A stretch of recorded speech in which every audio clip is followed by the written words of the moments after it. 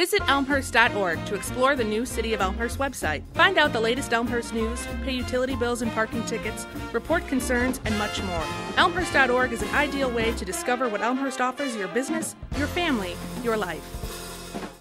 The Elmhurst Historical Museum, located in downtown Elmhurst, is proud to present award-winning exhibits for visitors of all ages. Our Adult Tea Time Talk series, family programs, and special events make learning about history interesting and fun. Admission is free, and on-site parking is available. Visit the Elmhurst Historical Museum soon. Call us today, or go to our website for the latest program details.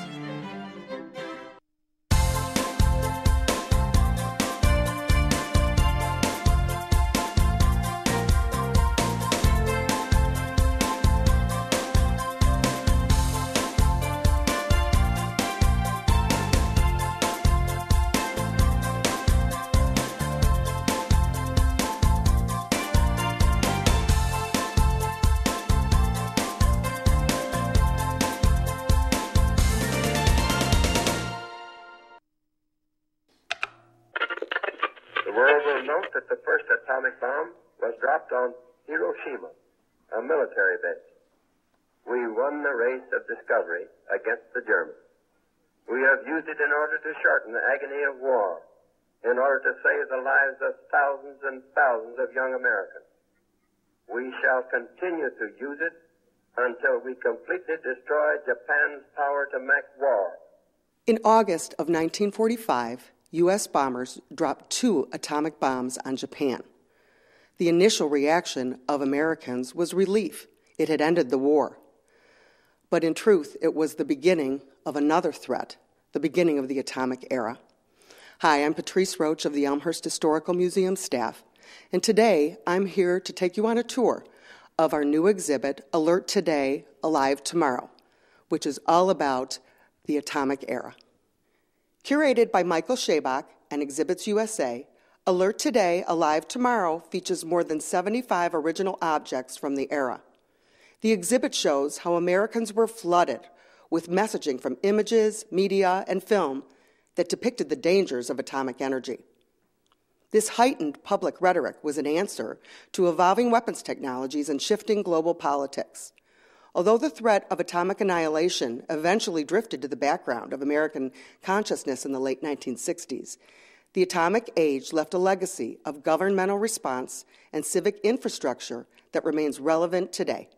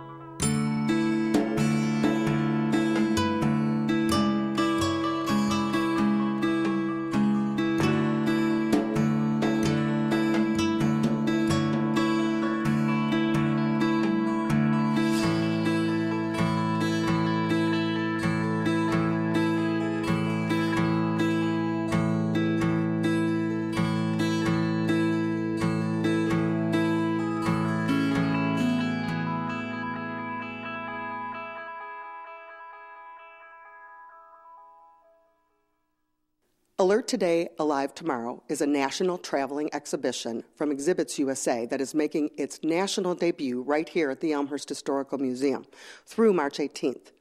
The exhibit explores the many ways in which Americans dealt with the atomic threat, in their homes, in their schools, in their neighborhoods, and in their cities.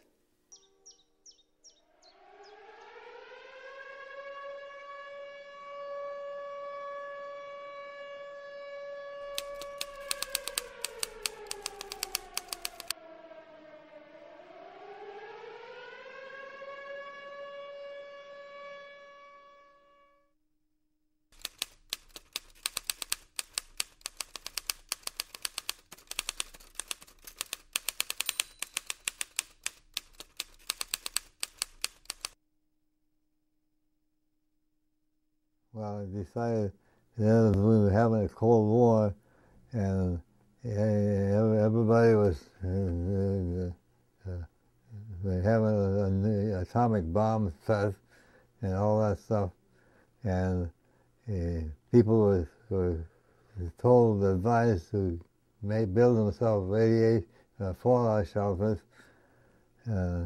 So I was general contractor at that time. I figure if I'm a contractor and going to be asked to build a shelter, some people deserve the right to more or less see what they're going to get for their money. So a long time I maintained it. I had a shopping list. Every month I would use the shopping list and buy what was listed on there and put the fresh in and take the old out. So all the food and the canned stuff and very usable. Well, anyway, it was a good experience, and dark days for the world. I'm telling you, with two presidents, Kennedy and Khrushchev, sitting eye to eye like we are now here, daring I dare you to push that red button.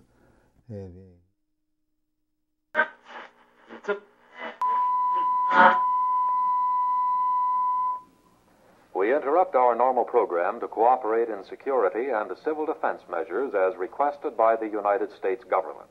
This is a Conelrad radio alert. Normal broadcasting will now be discontinued for an indefinite period. Civil defense information will be broadcast in most areas at 640 and 1240 on your regular radio receiver.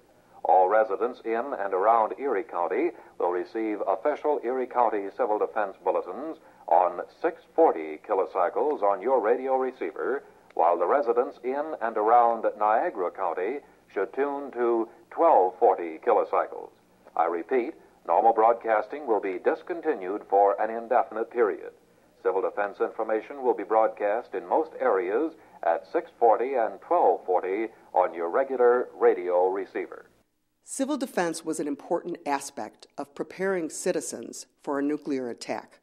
The government invited residents to look to the sky and spot for planes, and to build bomb shelters in their own homes. During the era of the Cold War and the McCarthy hearings on communists in government, civil defense meant the survival of good citizenship and strong communities. As one 1954 pamphlet put it, civil defense is democracy at work. In hometowns across the country, Americans were told what good citizens should know and how they should behave in this unstable atomic age. Civil defense signs and radio messages accompanied the commute to work, whether by car, bus, or train. People participated in presentations and displays at the office. They even received rural information kits down on the farm.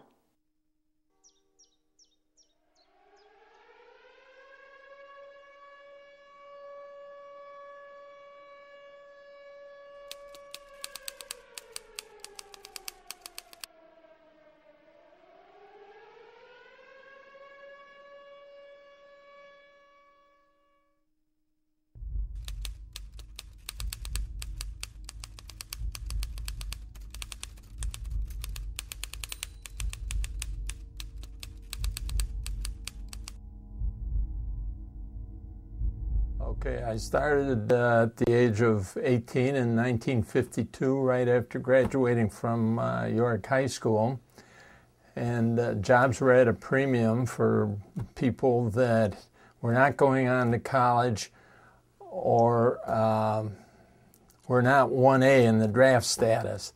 So I was able to land a job there in the water department, and after working there 3 or 4 months, there was a big controversy about whether they were going to hire a city manager or not to run the city. And I was looking at the different departments in the city, and I see the electrical department had the original city electrician who had been there like 42 years, since 1925. And I thought, well, that might be an opportunity for me. So I talked to him about it, and I said, you know, I think you need a younger guy. And being only that age, you know, you don't really discriminate against older people or whatever. You just say, here's an opportunity for me and I'd like to try it. And I was learning that job pretty well, and I thought, you know, I think this is going to work out. Of course, at the time, I don't know if I was going to survive or not. I was the lowest paid guy in the city, $1.25 an hour, 44 hours a week, and yeah, I hope I make this, you know. But then it was right after the Korean War, and there seemed to be a big scare since that ended up in more or less a draw, and possibly we might be going to war with Russia or whatever. So we should have awareness of some type of civil defense. So they started the Elmhurst Civil Defense. I think it was called the Commissioner. Jim Sikora was the guy in charge of it. And so we started to make some plans as to what we were going to do. And the federal government had issued like a charge card for war surplus material down in Springfield. And they said, well, if you need anything to promote civil defense in Elmhurst, let us know what it is, and if we have it, you can probably get it. Well, in early 1955, the contractor that put the basement in York High School finished the job. And so the Civil Defense Commission said that would probably be a good place to store supplies and also equip a hospital there if something happened to the one we had. So we went over and looked at it, and we thought, yeah, that's great. You know, we'll see what we can do with that. And I think the doctor's name was Max Klinghoffer, who was in charge of the hospital, and he agreed. So they talked to the city council about it, and they said, yes, I think we can do that. So we talked to the federal government about getting a generator for it. And they said fine, plus the supplies we would need. So we got a deuce-and-a-half Army surplus truck and went down to Springfield, picked up this huge generator, brought it back to York High School, and set it in one of those window wells there. So we designed the system based on what the doctor told us and what requirements might be. And eventually it turned into a full-scale operation. We actually made up lights for it. We made up different segregated rooms like emergency, triage, whatever. And actually set it up and had a drill with the nurses and doctors from the hospital, and we set it up, fired up the generator, and it worked real well. So then we just took that down and stored it. So that was one of the things we did. And of course, being workers for the city, we had classes at the fire station on what we should do when something happens, cleaning up rubble, radiation, what to look for, and that kind of thing. When we went to Springfield, they had a lot of monitors, and so we picked up a lot of those. Those were issued to the fire department, police department, public works, of course, and came up with a plan with that. And we also had an emergency communications center down there, so we were actually in pretty good shape. And then a little later on, we were talking about that reservoir, which was no longer being used on Scott Street. And we thought, well, that might be a good place if something happened to the city hall for the city government and the communications center to work out of. So we cut a hole in the side of the reservoir and built a stairway and some temporary things down there. And unfortunately, I wasn't around for the finish of that because I decided, I might as well get this military service out of the way. So I enlisted in the Army, and, within about 6 months I was gone. But in the meantime, we also came across this plan of installing sirens throughout the city, mainly at the schools, to warn people of a possible air raid if there was one. And so as the electrical division, we did the whole installation. We put up the poles, put up the sirens, and the whole shot. So we had that going for us. And we also attended some of the programs that told us, for example, what the school kids were supposed to do. And at the time, if the sirens went off, they were supposed to dive under their desks. I don't know if you recall that or not, but that's what happened then. So we were constantly having these meetings and brought us up to date on what was happening as far as the Cold War was concerned. But as you may imagine, children were profoundly affected by the fears of the atomic era, at home, at school, and at play.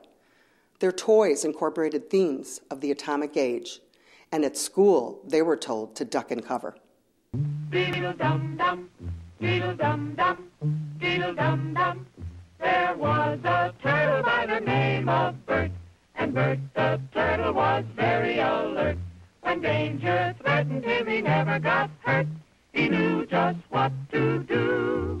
He'd duck and cover, duck and cover. Hey, Bert, come on out and meet all these nice people. Schools focused on teaching students the basics of survival in an atomic attack. Simple instructions and easy-to-understand steps gave students things to practice that seemed safe and familiar. Cartoon characters like Dagwood and Bert the Turtle made messages seem less threatening. Teachers and older students, however, knew the goal was deadly serious. Children needed to know how to survive even without adult assistance. We must get ready for it. You will know when it comes. We hope it never comes, but we must get ready. It looks something like this. There is a bright flash, brighter than the sun, brighter than anything you've ever seen.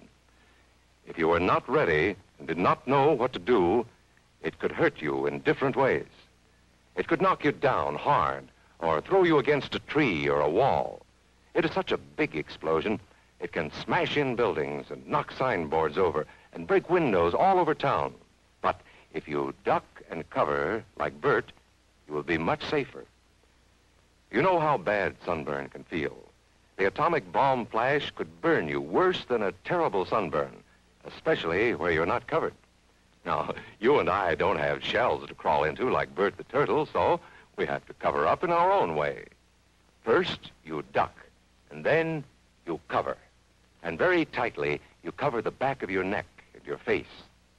Duck and cover underneath a table or desk or anything else close by.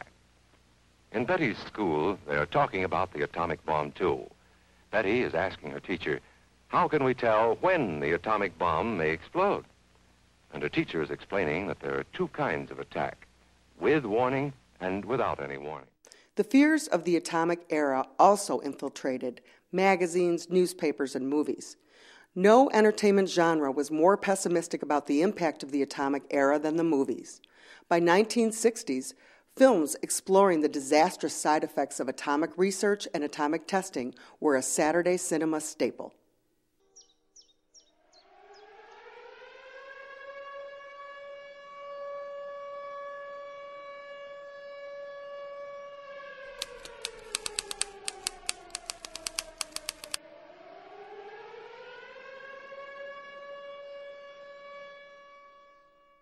My parents were born and raised in the Netherlands, and they immigrated to the United States in 1954. Initially, they settled in Oak Park, Illinois. They had a little apartment on the third floor. About a year later, they bought a little house in Elmhurst in the south unincorporated area called Yorkfield. It was a small Cape Cod frame cottage. And my parents were survivors of the war. They lived in the Netherlands during the war. When the Nazis occupied, they were there. My dad hid out on a farm and managed to evade capture that way. My mom lived in Amsterdam. And that was really the memories, of course, that they lived with, and their lifestyle very much reflected having that in their history and their background. So I think when things started getting a little tense here with the Cold War and with the Soviet threat, I think my dad very much thought about the safety of the family and preparing for, what could happen. It's hard to imagine, but I think in those days, especially if they're having lived through one war, they were pretty convinced that this was a real possibility. We have no photographs at all of the construction. The whole process, I won't say it was hush-hush, it's a little hard to dig a big hole, but they don't have much record of it, and I think that was by design. They, coming from the Netherlands, they pretty much kept to themselves. They had the core group of Dutch people that they would associate with, but neighbors and things like that, they were not very extroverted in that sense. They kind of kept to themselves. So they were, I think, a little bit afraid that people would think them kind of kooks if they were building a bomb shelter. So, he embarked on this project and got it done. Neighbors really didn't know what was going on. I think that was by design. They felt a little awkward. People might think they were funny. But really, a big part of it, too, was if there really was an invasion or nuclear threat, they could only hold so many people. This was a small shelter, and they were really afraid that everybody would come knocking on the door, realistically, saying, hey, what about us? So the bomb shelter was an interesting structure. We had the basement under the house, and it was about 2 feet below that. He fashioned it out along the side of the house. The dimensions were probably about 15 feet wide, I think, and about 20 feet long. Had solid concrete walls. They were thick walls. It was a good 8-10 inches thick concrete. The ceiling was, I think, about 10 or 12 inches thick. Very solid. And because it was below ground level, of course, it was always a little bit cooler. So even after they didn't use it anymore, need it anymore, we always stored food down there. All our canned goods were down there. We had shelves of cans, and we stored our things down there. I do remember quite a bit about the inside of it. It was of course, concrete was cool. There were 2 beds that fold down bunks on the wall that they would, in case, again, the plans were what if we had to stay in here, how long would we have to stay in here? And there was a little manual operated crank fan. There was a vent pipe to the outside. There was an area in the wall that was, it was poured concrete except for one area where it was cinder blocks.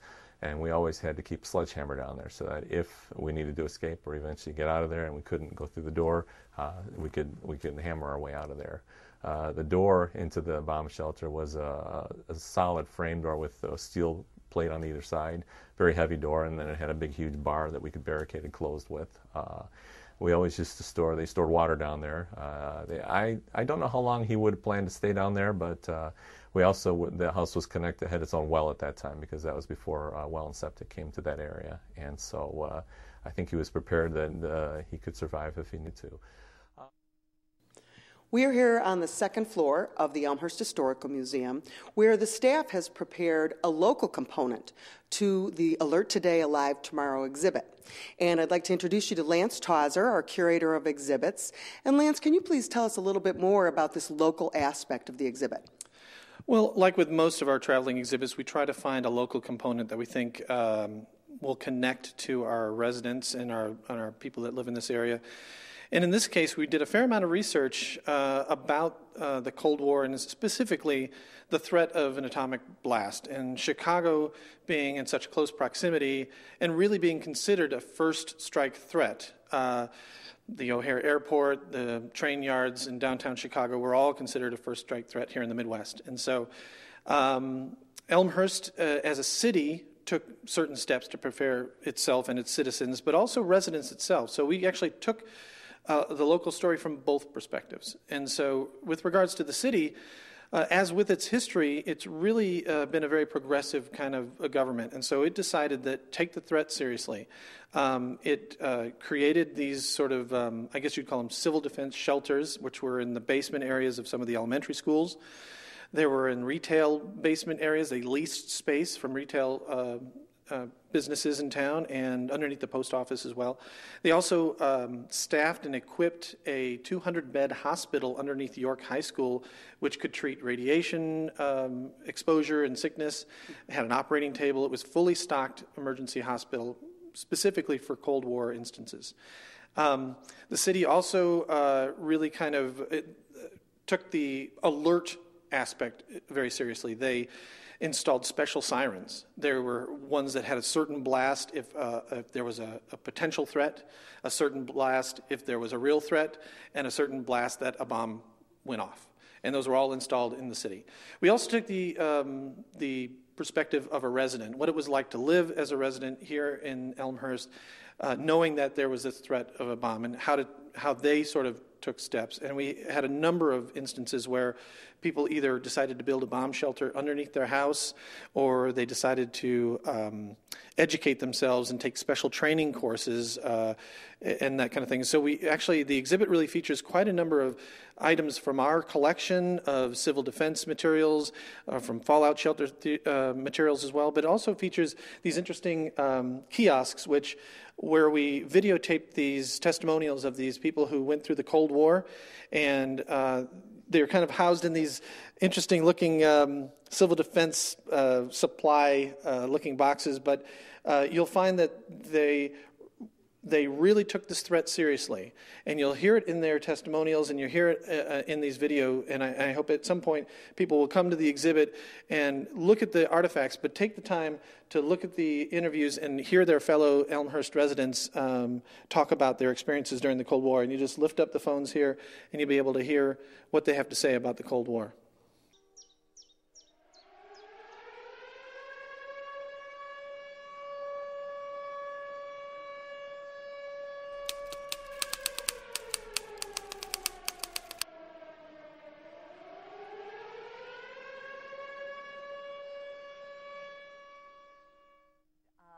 My husband Walt and I moved to Elmhurst in 1957. We were a young couple. We had one boy that was 2, and 3 weeks after we moved into our home on Parkside, our second son was born. And the time was after the World War. It was 1957. Russia, of course, was a country that made us worry a lot because they were unstable. The leadership there, you didn't feel was trustworthy. So then I believe they developed an atomic bomb. Well, now that leaves us. Yes, we had one. We had dropped that on Japan. And when that happened during World War II, you had remembrances of the terrible devastation. And, of course, there was a terrible worry about if your children were in school. I don't remember what all the preparations the schools made for the children. I'm sure it was to get under their desk. They probably had some areas that they could go for protection. Usually, if a country is going to damage another country, they're going to do it possibly during the middle of the day. At least that was a worry, because families will not be together. We lived near O'Hare Airport. That obviously would be a target. Chicago itself is a big city. I'm sure other cities like New York and big cities in California would have also felt that sense of danger. Well, what do you do? So every school had a mother's club that met once a month after school, and we had various programs. So they developed programs and a set of booklets, and we were to come there. It was a lecture more than anything, and they passed out the booklets, and it would tell us what to do. Do not go outside. Go down into your basement. If you're going to be prepared, fill your bathtub with water. At least you'd have an extra supply of water. The back of your toilet tank also would be possible protected water. Make sure that you have enough food, particularly tin cans. You could have like tuna fish or salmon, canned meats. Have a supply of that, vegetables, fruit. so that you could live for a month or 2 months down in your basement. So many of us did that. We made sure, of course, as my daughter-in-law said when a couple of years ago, I'm one that shops and I shop bargains. So if I can get 4 things on a special, I'll buy them. And so she looked down one day and she said to me, she said, you know, we could live down here for a whole month with all your food. And I laughed and I said, well, it could be that's because it was something that we did way back in the 50s. Be sure to check out the Fallout Shelter Theater that Lance has created on the 2nd floor of the Elmhurst Historical Museum, which is showing many interesting films created by the Civil Defense Group. We invite you to come to the Elmhurst Historical Museum to see Alert Today, Alive Tomorrow on Tuesday through Sunday from 1 to 5 p.m. Admission is free. Be sure to attend some of our interesting programs that are coming up in February and March. For complete information, please go to our website at www.elmhursthistory.org. Thanks for watching.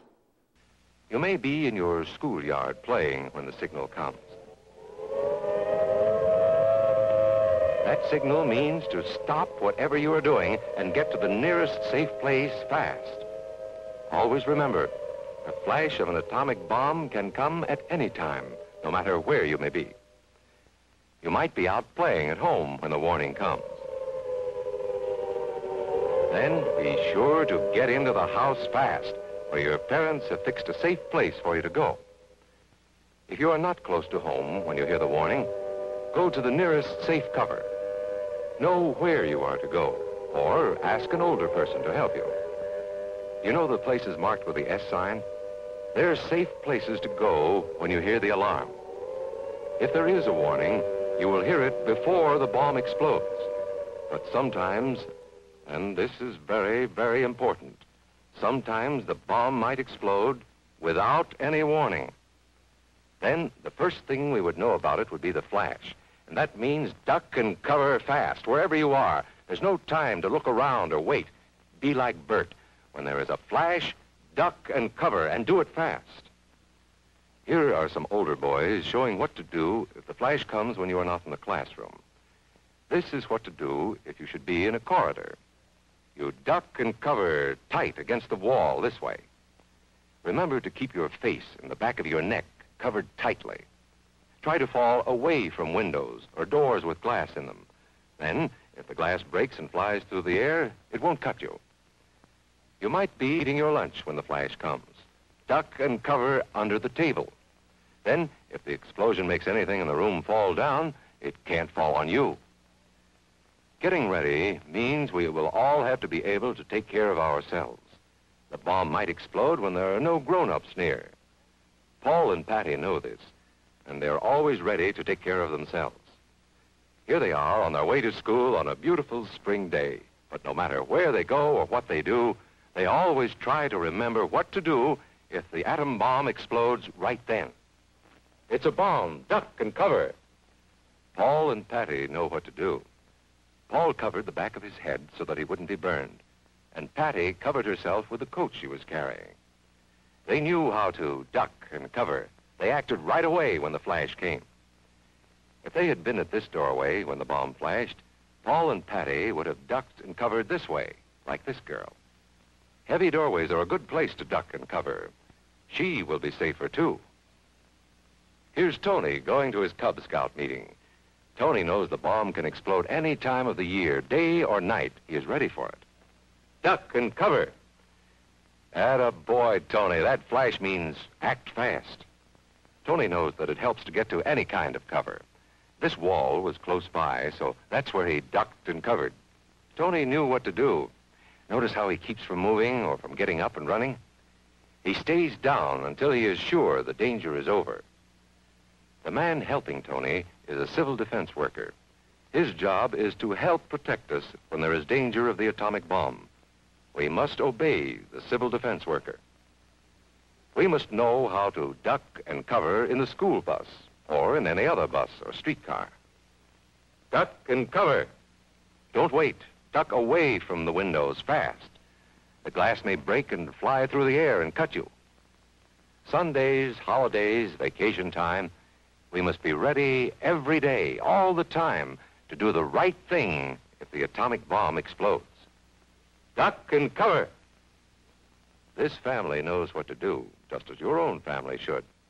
They know that even a thin cloth helps protect them. Even a newspaper can save you from a bad burn. But the most important thing of all is to duck and cover yourself, especially where your clothes do not cover you.